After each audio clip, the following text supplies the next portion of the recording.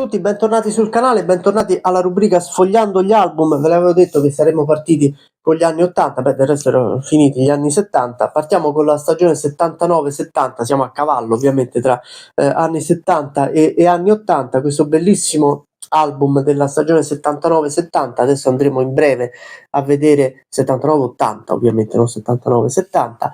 Questa è la copertina con Italia-Argentina, con Paolo Rossi in copertina, con tutti gli scudetti delle squadre di Serie A. Come vi ho detto l'altra volta, a me piace molto quando sulla copertina dell'album ci sono tutti gli scudetti o tutte le bandiere. Ricordo un bellissimo album del 90-91 che fu il primo tra l'altro che feci io personalmente, poi vi farò vedere, poi ne parleremo nel dettaglio. Qui sono tutti gli scudetti delle squadre della stagione 79-80, che poi purtroppo è quella che a un certo punto è degenerata con il calcio scommesse, con gli arresti dei giocatori, le camionette della polizia negli stadi, ma quella è una storia a parte. Qui abbiamo il calendario come sempre con le squadre partecipanti sulla sinistra,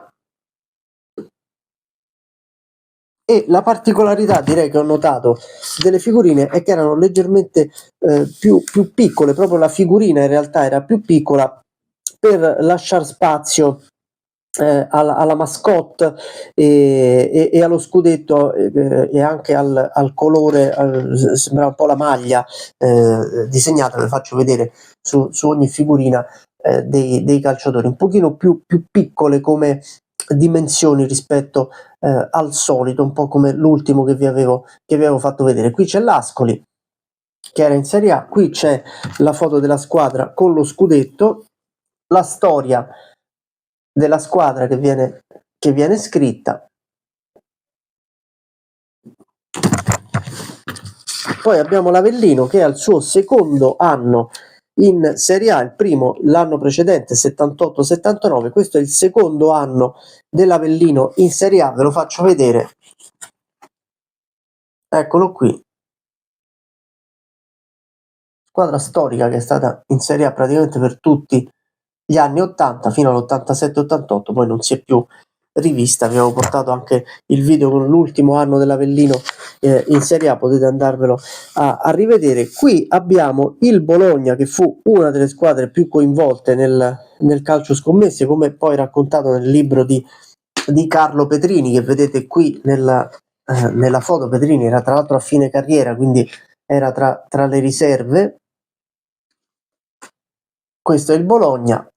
Andiamo anche un po' rapidamente, così vi faccio vedere anche un po' sia qualche calciatore. Qui abbiamo il Cagliari, qui abbiamo il Catanzaro, ecco, possiamo vedere il Catanzaro in Serie A con il mitico Palanca e Chimenti, Vito Chimenti. Erano due attaccanti abbastanza storici, soprattutto negli anni 70, con i baffi come andavano all'epoca. Palanca bravissimo a fare gol direttamente da calcio d'angolo. E c'è anche Claudio Ranieri, che potete vedere qui in foto, attuale allenatore della Roma. Qui abbiamo la Fiorentina con Antonioni, con Dino Pagliari, che poi è diventato anche un allenatore. Ecco qui.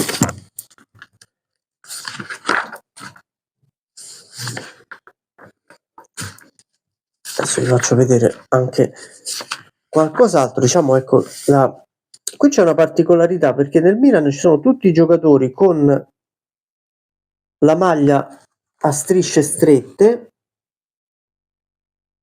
però in realtà la maglia sembra un'altra, che l'unico ad indossarla è questo Alberto Minoia. Guardate la differenza, se riuscite a coglierla, che sono maglie diverse. Vedete, qui c'è Minoia con un'altra maglia, che è poi quella che dovrebbe essere la maglia di quell'anno del Milan, che è riportata nella foto di squadra. Ovviamente voi da lì temo che non vediate nulla, però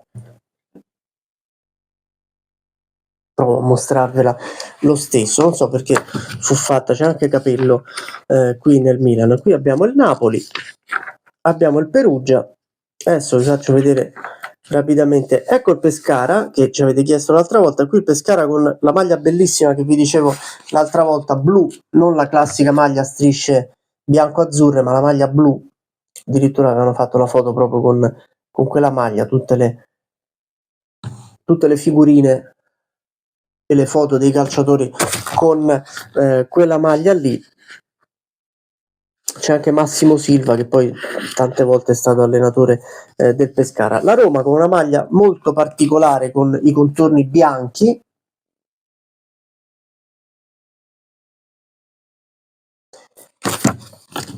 e poi credo che ci sia l'Udinese con una delle maglie, ci sarà il Torino sicuramente, ecco l'Udinese con la maglia stile Ajax, una delle più belle storiche dei friulani, eccola qui, bianca con la banda centrale nera,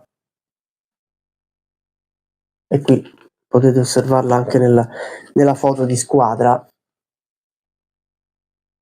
molto molto bella, che è stata poi riproposta pochi anni fa dall'Udinese proprio in Serie A. E passiamo alla Serie B, che ha come sempre il calendario, questo è uguale alla Serie A, calendario con le squadre scritte in rosso e in fucsia più o meno, eccole qua.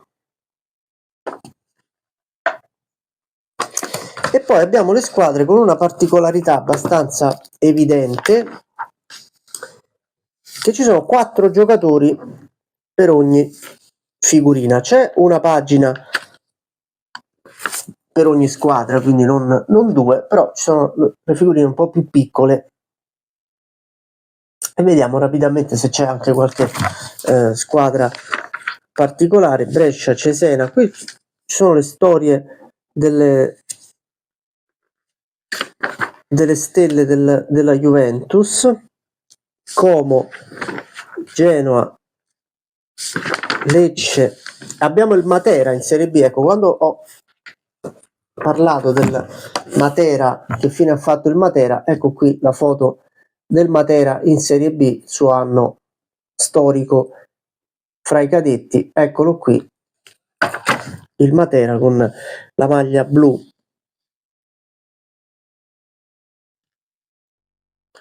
e accanto ai lucani c'è il Monza con Daniele Massaro. Guardate quanto era giovane Massaro in questa foto di quest'album, giocatore all'epoca del Monza. Mettete in pausa ovviamente il video quando vi mostro qualcosa e passiamo alla Serie C. Faccio vedere rapidamente anche come era la Serie C, figurine molto piccole con gli scudetti messi in questa sorta di bandierine, devo dire molto carine, che anche successivamente è stata riproposta dalla Panini questa metodologia di mettere gli scudetti. Questa è la Serie C.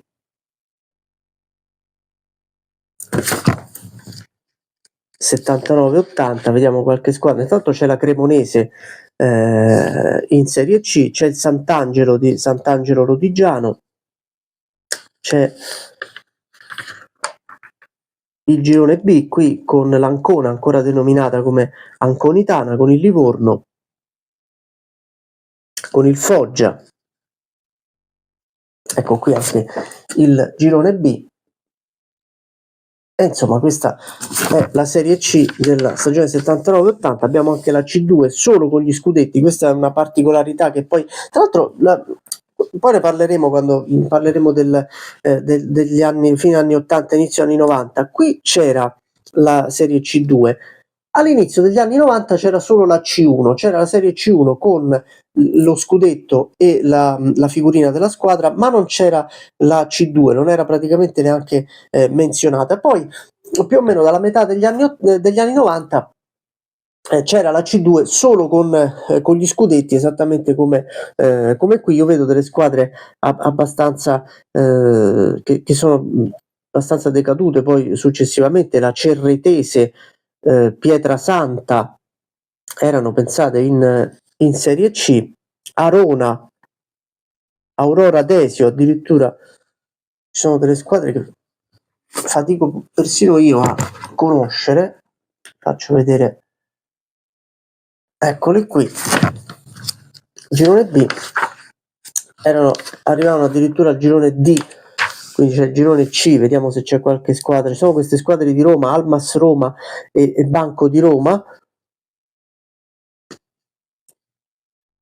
e qui c'è la Serie D con le squadre, diciamo, del sud. C'è l'Alcamo insieme a squadre anche abbastanza conosciute. C'è lo Squinzano, poco conosciuto effettivamente, soprattutto in epoca moderna, però c'è il Messina, c'è eccole qui le squadre della C2, del girone D della C2, e poi ci sono le squadre della Serie D, ovviamente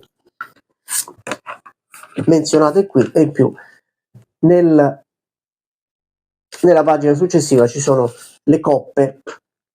Si va tra l'altro verso gli europei del 1980, organizzati peraltro dall'Italia, e ci sono le qualificazioni. Pensate che quello del 1980 è soltanto il 6º campionato d'Europa per nazioni, e qui infine c'è la Coppa Italia.